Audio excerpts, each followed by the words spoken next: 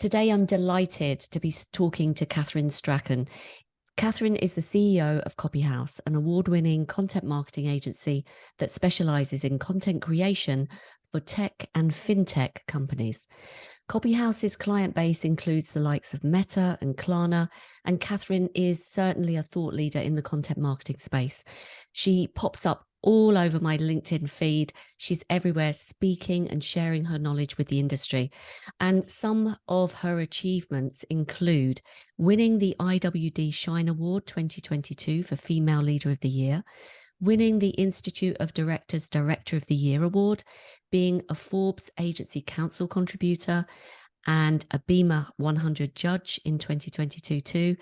And I just read, Kathryn, that you've just become part of the Barclays Eagle Labs Female Founder Class of 2023. So a huge welcome. There were lots more, but I had to choose the highlights. Welcome, Kathryn. Thank you. Thank you for having me. It's great to be here. Would you mind spending a couple of minutes just talking about, because when we were talking before the podcast launched, you started telling me a bit about the journey you've had growing CopyHouse. So I'd love you to just capture that quick story for everyone. Yeah, no problem. I mean, I guess it goes all the way back to when I graduated from UCL with my master's in modern lit. You know, having 2 degrees in English literature is, what do you do with it? It's a big question that a lot of English lit grads probably think about. And I didn't really know at the time. So, I tried to apply for administrative roles and had a really terrible time. I remember applying for hundreds and hundreds and hundreds of roles and getting some interviews and being turned down, being told that I was, the second best, and not securing a role. I did eventually secure like a junior copywriter position at a small agency up in Edinburgh. And that was really my first taste of copywriting. And I remember being paid peanuts. I was being paid about 18K a year and asking for a 2K raise to 20K a year, and being told no. And, it was such a small amount to ask for. And I had done lots of really great work for about 6 months for them when I asked for it, so it felt justified. And, that moment was a real sliding doors moment, because that was when my husband said, you don't need them. You can do this without them. And it was a real, eye-opening moment. And that really pushed me to go into being a freelance copywriter, which is where it all got started. It's quite unusual actually for my husband to say to do something very risky, because he is a mental social worker. He's very risk adverse. He doesn't normally take big risks. So for him to say, no, you deserve more than that, you should go for this, was really eye-opening. And, I believed him, so I believed in myself, and I went for it. And yeah, it's been, we've been hiring for about 3 years now. I was a freelance copywriter for about 9 months before we started hiring. And then, started hiring in January 2020. And have grown in the last 3 years from just a team of 4 in January 2020 to a team of 25 today. Today we do around 1.5 million, and we're aiming for the 2 million mark this year, and we're on track to reach that. So I always look back at that moment, like how short-sighted was it that they said no to $2,000 a year raise?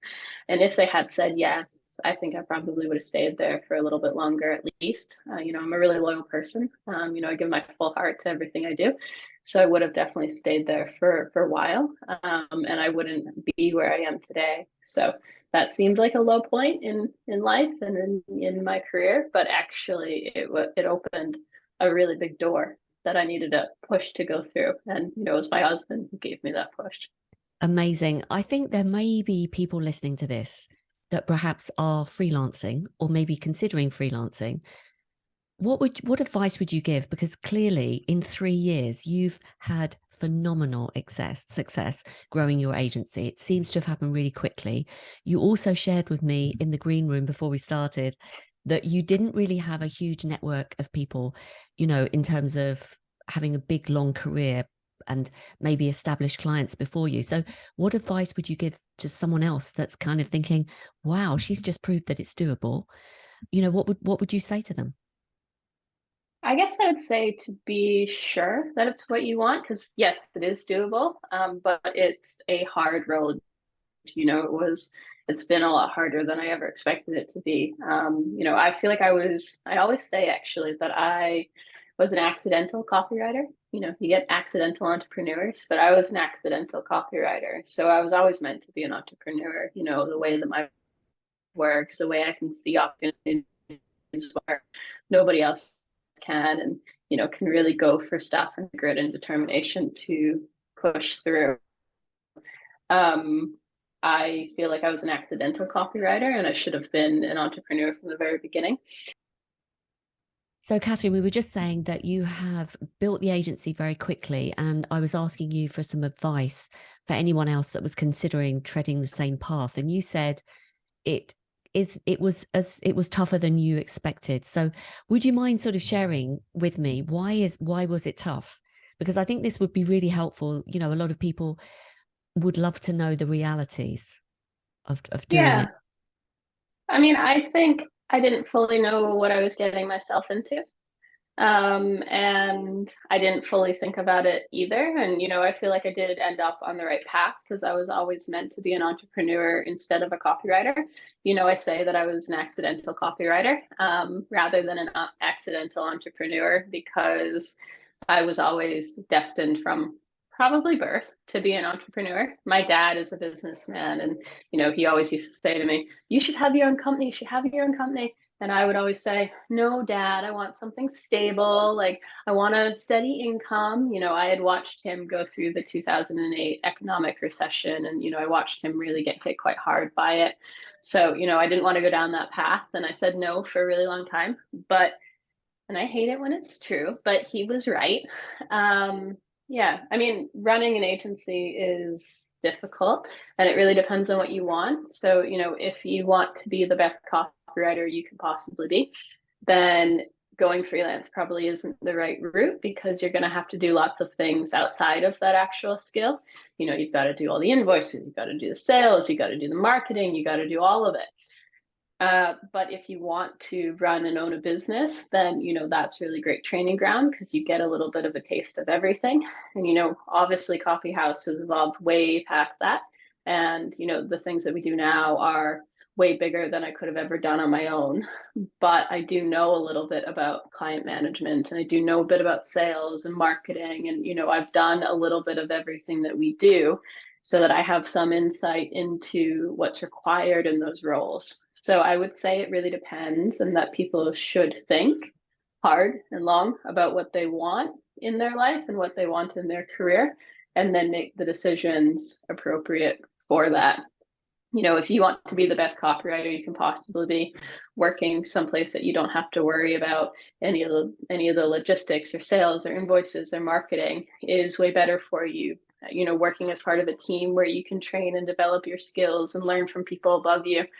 But if you want to be an entrepreneur, then yes, absolutely. But I would just say to think about it and make a decision based on what you want the end goal to be rather than just rushing into it because it's not as easy as it seems. We all see these big glossy fronts and, social media is great, but it's only part of the story as well. I think that's really good advice.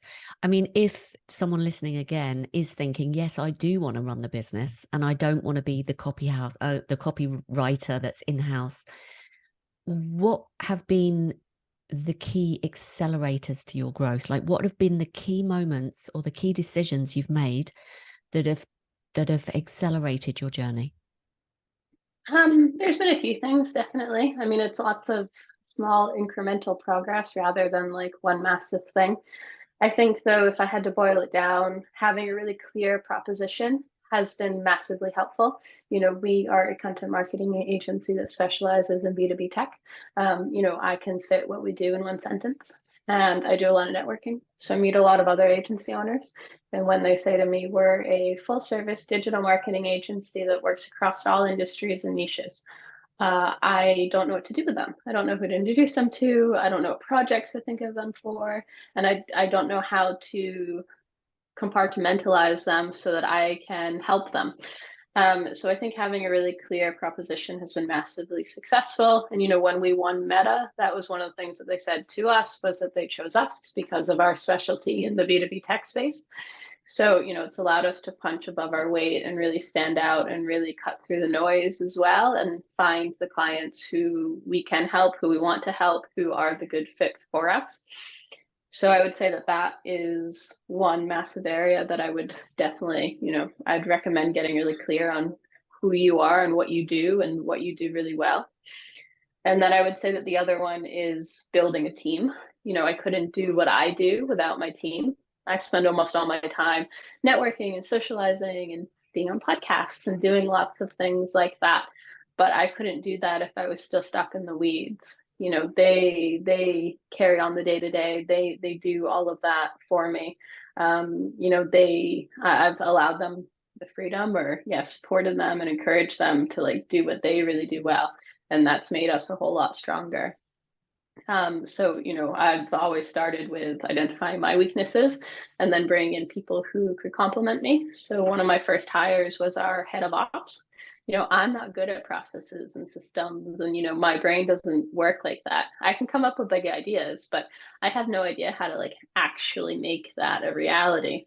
Where our head of ops, he joined us as a junior project manager 3 years ago, and is now our head of ops, but does all of the processes, all of the systems. He put in a whole new project management system that I don't even know how to get into. Like, I don't even have a login for.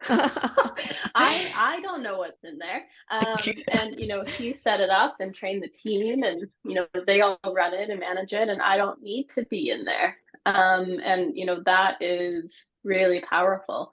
So I think being able to let go and trust your team and know that they sometimes and often know more than you do has also been really important for our growth. See, it's not for everyone, isn't it? Like, I think that's great advice. A clear proposition is so true. Build a team that you can rely on and get everyone in the right seats doing what they find easy to do. And then being able to delegate. And that last thing, I think I've seen agency owners, and I would include myself in this. I'm a bit of a control freak, and it is hard to let go. But what you've done is, I think that's a huge part of how successful you've been. So, Kathryn, tell me, you're going out there, you're presumably, like, you are the visionary, you're, as you say, networking, talking on podcasts. You've become so well known in the industry as the voice of content marketing. So you're really positioning yourself as the expert. But when you're talking to clients from a new business perspective, I mean, presumably you're heavily involved in sales? Yeah, no, I am at the moment. We're in between business developers. We're getting a new head of growth soon. But I am at the moment, and it is definitely one of my strengths. I feel, because I'm good at inspiring people and getting them excited about things and being nice to them and just helping them, that I do a lot of the sales still. And I love how you always come across as so relaxed, even though I know how much you've got going on. So when you're talking to clients now, let's talk about, like, we're recording this in February 2023.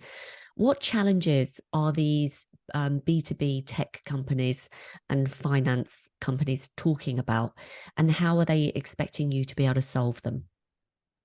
Yeah, I mean, I think the biggest thing at the moment, when everybody's starting to feel like the crunch of the recession, and also, there's been a lot of layoffs in the tech space from some of the big corporate giants, and that's making everybody a little bit nervous. I guess, that then changes how we support them. So we're doing more on employer branding, we're doing more helping their team more, knowing that, they might be operating with a smaller team than they were, listening to, the changes that they're making. So some of our clients are going through like bigger structures, and, listening to the changes that they're making and identifying new ways that we can kind of support them, even if it's not on a service level, but on a friend level. And I think, when it comes from a place of wanting to help, and when you listen to how you can help, sometimes it might not even be within your service remit. It might not be the actual deliverables that they need help and support on. It might be, navigating a new change like a restructure, or navigating an uncertain recession, or even just giving them some reassurance about, maybe what we're seeing from other clients, because, we work with multiple companies across the space. So, we know the percentage roughly of our clients who are going through redundancies, but sometimes the media hypes us up a bit. And the actual reality on the ground, what's actually happening in the industry, can be a bit different. So it's, kind of navigating them and leading them and giving them some reassurance and giving them some fresh ideas, and really focusing on client retention as well. So, we're taking all of our clients to Cirque du Soleil the beginning of March, which is like a big event. In fact, today we invited one of our clients, and we got an email that said, "Is this a real email, or is this a phishing email? Because this is just like the nicest thing ever." And we were like, "No, it's a real email. Like, we're really inviting you to this." And she was overjoyed about being invited out to Cirque du Soleil. We're going to sit ringside and have drinks and food beforehand and meet some of the performers after. So it's going to be a really nice event. But I think, clients need and want to feel supported and loved and taken care of. And, sometimes this is about going outside of, the actual doing and thinking about the bigger relationship. So, next week we're going to one of our clients' offices in Brighton, and we said, bring the whole team, we'll bring in lunch, and we're going to like re-pitch to them. So we already have them, we still work with them. It's not about, getting a new opportunity, but it's about bringing in fresh ideas, showing them a bit more about what we can do, and also reporting on some of the results we've had from them over the last year.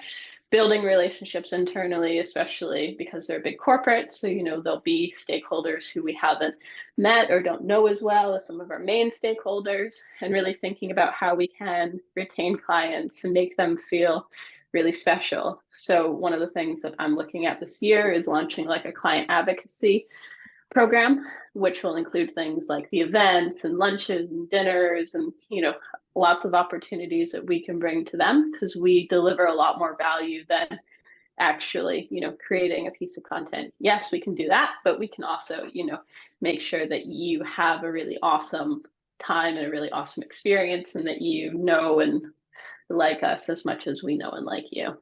Amazing. So as part of that client advocacy program, you're obviously kind of getting closer to your clients in terms of building those relationships, taking them outside of their environment, which is super smart, and something particularly special that they would really sort of go for. You're repitching to them, which I think is super smart as well. That's a very brilliant way to sort of re-engage, particularly with stakeholders, like you said, that you haven't met. What other things do you have planned within this client advocacy program? Yeah, so we want to be doing about 2 events a year, like the big Cirque du Soleil event, and they've been given a +1 so they can bring family members. And now we're getting to know some of their people that they care about outside of work. But we're also going to be doing lots of lunches and opening training programs as well. So, we're doing a regular tech talk series, so inviting a client to be as part of that panel, so helping to raise their publicity and doing lots of things like that. It's still very early days, but yeah, we're kind of forming a dedicated program that will officially launch with, a dedicated landing page on our website that says everything that we do for our clients, and yeah, it gives them a lot of value outside of just the actual delivery. I think, again, it's something that's super smart. I mean, I think particularly where big enterprise level clients have procurement departments, and perhaps you had to deal with procurement, they are now looking for ways that agencies can bring value. So having some kind of training academy built into, the ways of working, I think, again, it's an absolute added value for the company. So you're obviously, as part of that, kind of being very proactive with the client management and the client relationships. In terms of, you are at the cutting edge. You mentioned earlier on about leveraging your understanding of what's going on with other clients, bringing other clients that insight. What other things are you sharing with them that's helping them stay ahead of what's happening in their market? Yeah, I mean, I guess we're also in a really unique position because we understand some of the cutting trends within the tech space. So, we understand the metaverse and Web3. And, even though our clients are in the tech space themselves, they might not be directly in that part of the industry. So helping them to understand some of the things that are coming down the pike and thinking about, how it might apply to their business and if it is something that they should embrace or shouldn't embrace. So I do a lot of speaking on the metaverse, especially, and have done a few talks in the most recent months because it is quite a big thing that a lot of people are thinking about to help raise awareness and educate people on, what they need to be thinking about if they want to go down the metaverse route, if they want to look at NFTs or community coins or, any of these things so that we can help educate them and guide them. And when they have questions, we're there to answer them and provide that expertise that they might not be able to get elsewhere. Again, it's a really good insight for everyone listening to think, your the client organization comprises people of lots of different talents and experience levels, and probably the individuals that actually are maybe on a par with an agency's knowledge of the Web3 or metaverse are very, very tiny, if at all. So that's again another way to engage the whole company. So what are you finding when you're delivering these talks on the metaverse? What are the key things that clients are saying to you? That was really interesting. And also, are they taking action on anything? Is there anything that they're beginning to implement? Yeah, I think it depends on the client, because it is really early days for a lot of brands. I mean, especially a lot of brands who aren't directly in the metaverse space. It's really early days and looking at, how they're going to allocate their budget, especially in a recession, on like things that work versus like experimental things that may not work. So it depends on the agency or depends on the brand. But what we've been doing is kind of just having these conversations and helping to raise awareness. And what we found is that quite a lot of people are in the very early stages of their understanding of the metaverse and how it works and especially how it can be used within the marketing landscape rather than within like a product or a service landscape. So it's really early days for them. And it tends to be more about education, thinking about the option rather than like perhaps acting on it. And I think this year will continue like that because, especially during the recession, like the experimental marketing budget is being cut back, where like previously, brands, especially larger brands, would have a bigger experimental budget that they can kind of play around with. And it doesn't really matter if it works, if it doesn't work. Where a lot of brands are now currently leaning more towards the safer side of, we want to do things that we actually works or we need to drive leads immediately, so we're going to invest more in paid advertising and do organic alongside it, but are playing it safe, especially at the moment. And I think that will probably continue for the next year, until the recession kind of people are feeling a bit more confident again, because there is a lot of uncertainty and insecurity within the market at the moment. But once that kind of settles and once everybody kind of gets past the initial fear of, the beginning of this year, and starts to think about their bigger plans or longer term plans, I think that will probably remain. So are you finding, because this is the theme that's coming up with some of my clients, that their clients are, cutting budgets, being more cautious with budgets. So everything that you're saying is echoed in what I'm hearing as well. Have you got any other than sort of more of a back to basics approach in terms of the fundamentals of marketing, making sure that you're doing everything, in a steady way? Maybe they don't have the budget to invest in more longer term plans, like you said. Do you have any other suggestions for ways to navigate this situation with clients cutting budgets? Yeah, there are some creative ways to tap into other budgets because there are things that you will do that fall outside of marketing. So, for example, we do a lot of content around employer branding and helping to raise, the value of the company by showcasing their internal events. Well, that normally falls into like the HR budget. And all the training we do tends to fall into the learning and development budget. So the marketing companies will have lots of different budgets.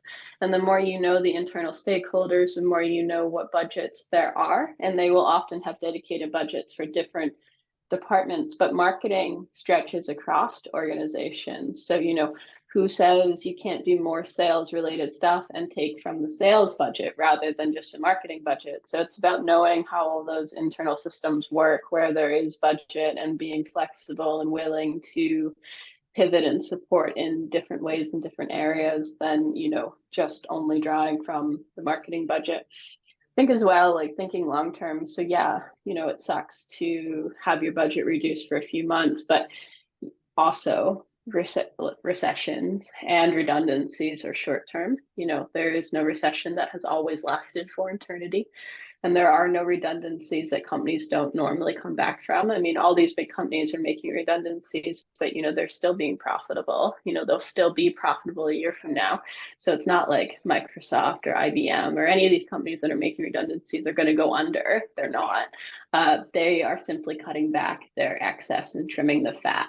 So you need to play the long game and think about it in the long term, because even though a client might be having redundancies right now, and you might not be able to work for them this month, I'd be surprised if they leave on good terms. I'd be surprised if they're not back in 4 or 5 months. So, play the long game, think of it as an infinite game, and think about that relationship in the long term. So thinking about how you can support them and make sure that they leave on a good note and aren't leaving on a bad note or getting upset because they're immediately cutting your budget, because these things, they swing in roundabouts.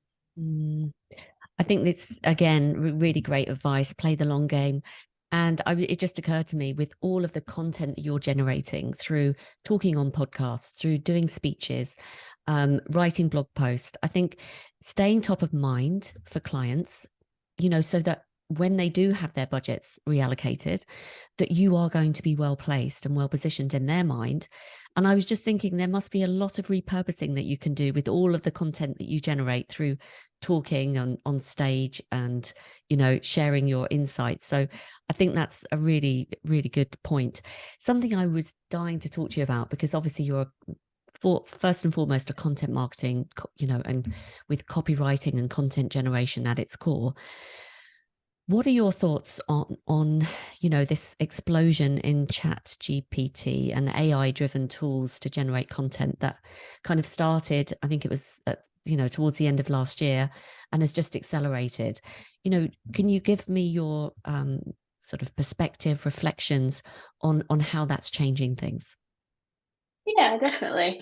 I mean, I think it opens doors and opportunities. So, I mean, there's quite a lot of interesting ways it can be used within the creative process. But I also think, especially high value creative, it will never truly replace. So there's a bit of a fad around it. It's a bit of a trend. It's really blowing up at the moment. And already we can notice that people aren't talking about it as much today as they were even in January at the beginning of the year. So there is a bit of a craze around it. And that's not to say that it's not valuable, because it is, and it does definitely have some cool uses, but it also obviously has limitations as well.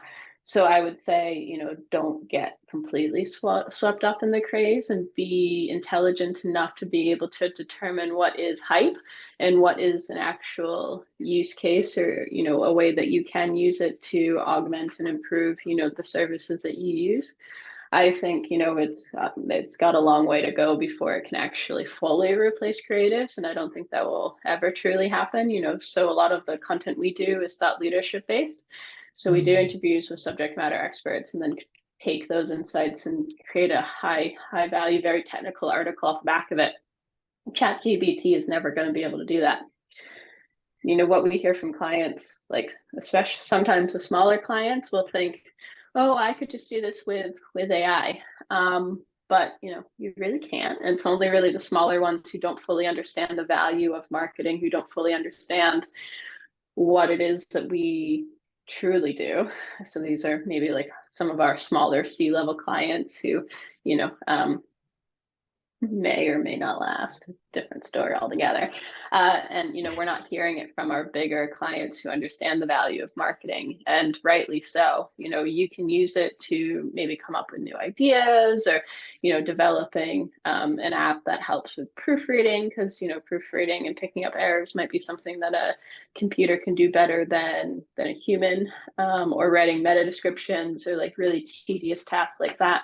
But it doesn't hold up when you look at more highly technical articles, or when you look at more creative ideas and concepts. So it does have its uses, but just like Grammarly did, and Grammarly can't replace proofreaders. I mean, you still need a human set of eyes, but it does help you pick up, some of those errors. So think it will fade into the background in a way, in like the way that a tool like Grammarly does. Nobody's talking about Grammarly every single day, but a lot of us in the industry do use it to pick up some of those errors, and to have another set of eyes that maybe hasn't spent hours and hours looking at a piece of content. So it does have its use, but I think it will probably fade into the background a little bit as well, and become a bit more normalized, so that not everybody on LinkedIn is talking about it every single day and writing their LinkedIn posts with ChatGPT at the bottom. I read today again on LinkedIn that Google is launching something called Bard.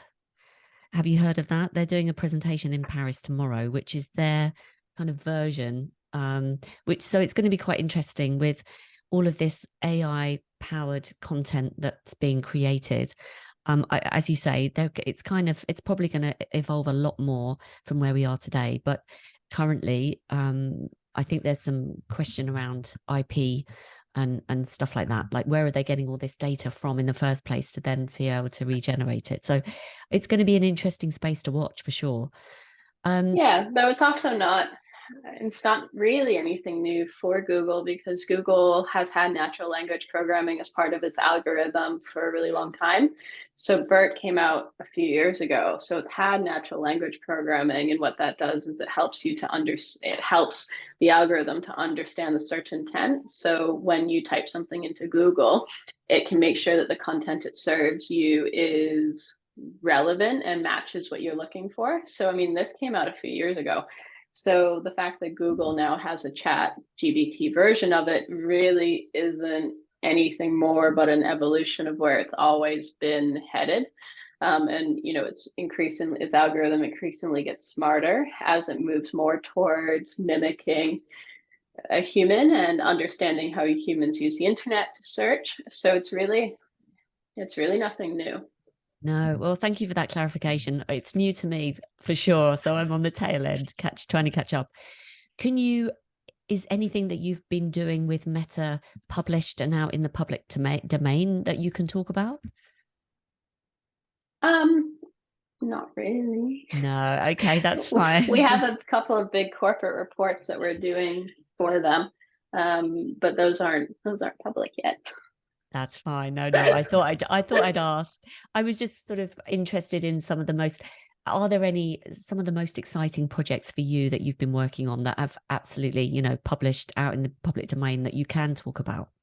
Yeah, well, one of the things we did do with Meta at the end of last year is we hosted a panel. So we don't normally do this, we're not normally event organizers, but we wanted to build our relationship with their head of creative for EMA, who needed to organize a panel on creativity in the metaverse. So I had gone into Meta's office and given a talk on content marketing in the metaverse as a way to, so I think a lot of agencies go into big corporates and they do like their intro deck to try to get more stakeholders aware of what they do. Well, I wanted to put like a unique spin on that. So what I did was I did an interesting talk on content marketing in the metaverse, and where I thought that content marketing was going and what it might look like in the metaverse, as a way to introduce CopyHouse to some more stakeholders internally in a way that wasn't just like a direct sales pitch. And from that opportunity, we were asked to kind of help them curate a panel. I put ourselves forward as well, because I found out that their head of creative needed to do this. She'd been asked as part of their autumn inspiration to do a panel on creativity in the metaverse, but didn't know how to organize events, wasn't something that she was super used to doing. I knew a lot of people from my network, so she pulled in a couple of people she knew.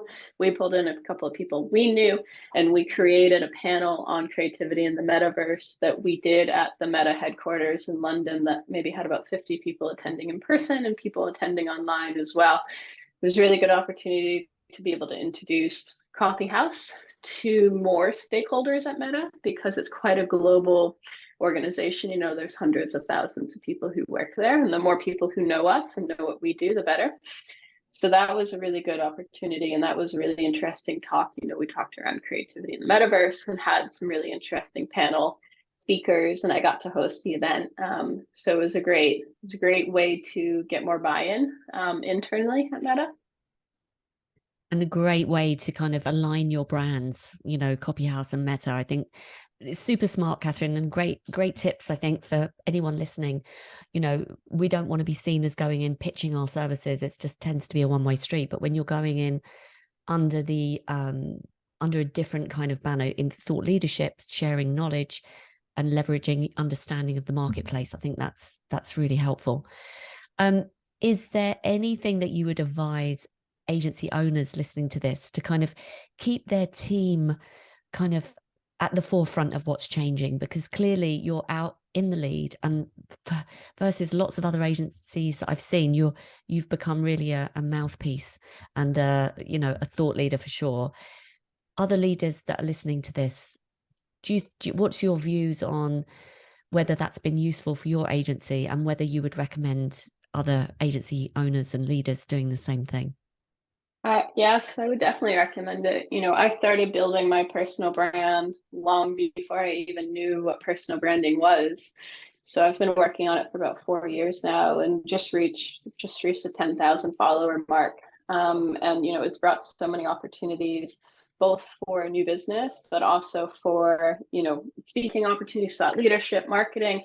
It's brought in employees who have known me and interacted with me through LinkedIn before they actually applied for roles at CopyHouse. Pretty much, I think my personal brand's pretty much touched just about everything and all of the growth that we've had in some shape or form.